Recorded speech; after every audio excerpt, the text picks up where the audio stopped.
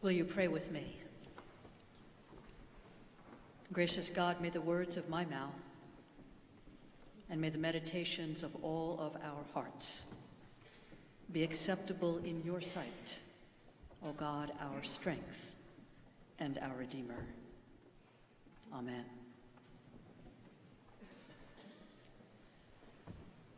The Bible begins in a garden, but it culminates in a city.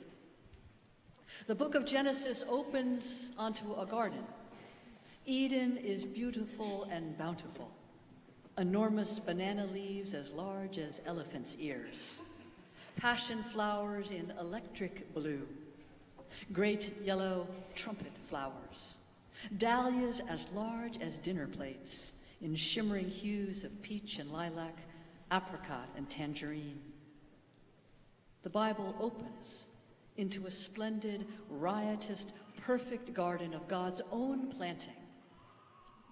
You could be forgiven, therefore, if you supposed that the destiny of humanity might entail a return to a garden paradise, something like the Elysian fields of the Greeks, or the green pastures of the 23rd Psalm, or even a Garden of Eden reprised. Instead, in the last book of the Bible, the book of Revelation, the final scene of the final chapter, the denouement, opens into a city, an immense, gleaming, teeming, urban metropolis, the holy city, the New Jerusalem, a city, moreover, that is large enough, roomy enough, generous enough to accommodate whole nations and peoples. The Bible begins in a garden, but it culminates in a city, and the life of Jesus follows a like trajectory. He was born in Bethlehem, a relative garden 2,000 years ago, and yet his entire 3-year ministry is one long, twisting, winding, determined pilgrimage moving inexorably toward the city, toward Jerusalem. And today, Palm Sunday, is the day Jesus finally arrives, the day he enters the city toward which he has so long been heading, the city that is for Jesus both destiny and destination.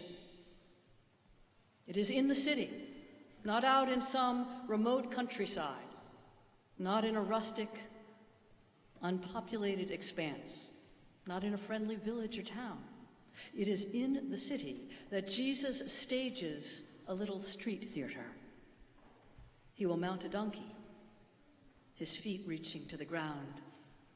His followers lining the road, waving palm branches, spreading cloaks, the crowds shouting and proclaiming, hear this, "Blessed is this one who comes in the name of God." And with this act, this theatrical entry into the city, into the seat of power, Jesus declares to Rome and Caesar, to the powers and principalities of the world, he announces to the mighty empire of Rome and to the mighty Caesar that there is another power, a greater power than theirs, indeed a sublime power that deserves and commands our allegiance. Palm Sunday is the day, Jerusalem is the place that Jesus and his followers declare their allegiance not to the state, not to any potentate, not to any human ruler, but to God. Jesus chooses carefully, even craftily, the timing of this declaration. He chooses Passover, a holiday. The city is swollen with visitors, hailing from all over the world. Every room rented, every lane jammed, every bazaar swarming with pilgrims. It's as if the whole exotic world has come to Jerusalem. The atmosphere sizzles and pulses. Palm Sunday is the day and the city is the place the followers of Jesus shout in public that they belong to God and not to Caesar, which in their case, nothing less than an act of sedition. This is the day and this is the place that Jesus and his followers announce and proclaim that they do homage not to the Pax Romana, and an uneasy peace achieved and held by coercive force. No, they do homage to Pax Christi, a peace to which we are invited and never coerced, a peace which emanates from the very heart of God. And that's not all. After Jesus' death, it is in the city that his followers gather. They are in the city when the Spirit descends upon them. It is, in fact, in the city that the Christian church is born on the day of Pentecost. And the most telling expression of the church's urban birth, the moment that men and women, speaking different languages, hailing from different nations, understand each other, comprehend each other. And maybe, church, that is God's very best dream for us. That in coming together in a city like this, on a holiday like this, in rubbing shoulders, in finding ourselves in close proximity to stranger and alien, that we have maybe a better chance of understanding each other. Somebody say amen. Amen. This biblical trajectory, this trajectory from garden to city, has me wondering about a God who calls and lures and woos and entices us into cities. A God who cajoles us into cities for more than the museums and the theater, more than the art and the architecture, more than the restaurants and the shopping, more even than a little road race, a little competition. There's something more going on. Maybe God calls us into cities and cajoles us together to show off the splendid, riotous diversity of the human family, the family of God's own creating. Maybe God calls us together into cities like this, that we might enjoy the sound of different tongues and delight in the variety of human hues.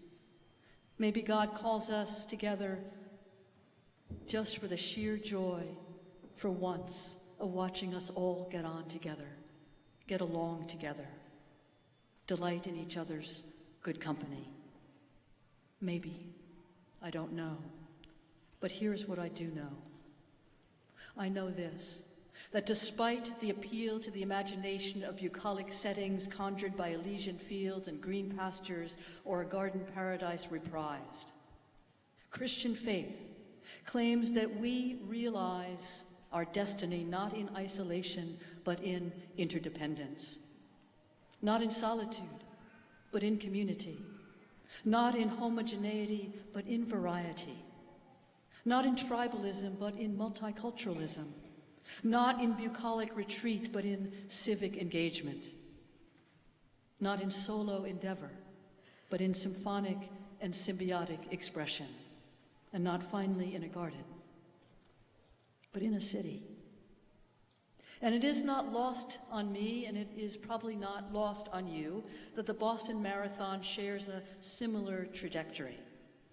It begins in a relative garden in Hopkinton, and winds and wends its way over hill and dale, amen, until it concludes, until its denouement in the streets of a city.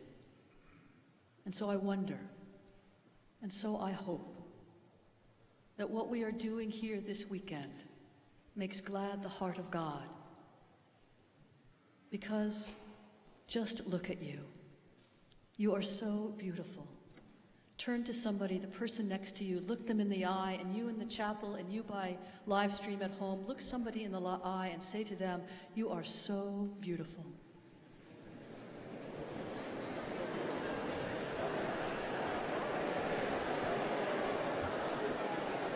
You are so beautiful. You hail from across the expanse of God's beautiful earth. You embody the splendid, riotous diversity of the human family, a diversity of God's own creating. Now, some of us are here to run. Amen? And some of us are here to cheer. Amen? And some of us are just stupefied at the prospect of anyone running 26.2 miles. Amen? So whether athlete, cheerleader, or stupefied, there is something we can all do together in this city on this holiday weekend. There is something that we can do together from this moment until you all return home. We can practice being together, practice embodying together the splendid, riotous diversity of the human family. And if we can manage that on this Palm Sunday, in this city, this weekend, we will do something very, very special. We will make glad the heart of God. Amen.